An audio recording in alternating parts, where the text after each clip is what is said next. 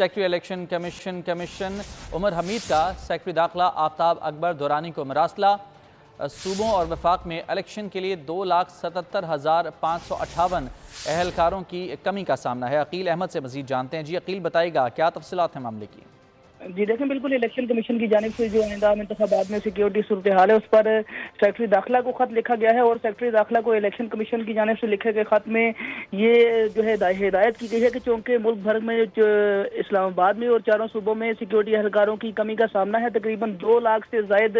Security اہلکاروں کی کمی کا سامنا ہے چاروں صوبوں میں اور وفاق میں۔ تو اس صورتحال میں الیکشن کمیشن کی جانب سے سیکرٹری داخلہ کو اس ہدایت کی گئی ہے کہ پاک فوج اور جو دیگر سیکیورٹی قانون نافذ کرنے والے ادارے ہیں ان کی جو ہے وہ فہرستیں الیکشن کمیشن کو دی جائیں، اور الیکشن کمیشن کی جانب سے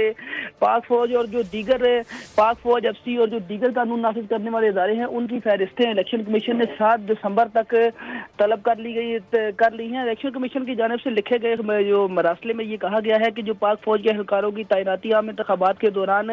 کوئک رسپانس فورس اور اسٹیٹک جو ہے وہ تعیناتی ہوگی، ان کو پولنگ اسٹیشنز کے اندر تعینات نہیں کیا جائے گا۔ تو اس حوالے سے اب الیکشن کمیشن کی جانب سے سیکرٹری داخلہ کو خط لکھا گیا ہے، اور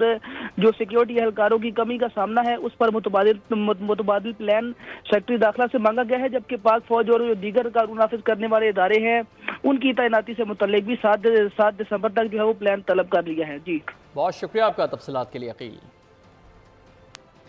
سندھ میں حلقہ بندیوں اور الیکشن کمشنر کے معاملے پر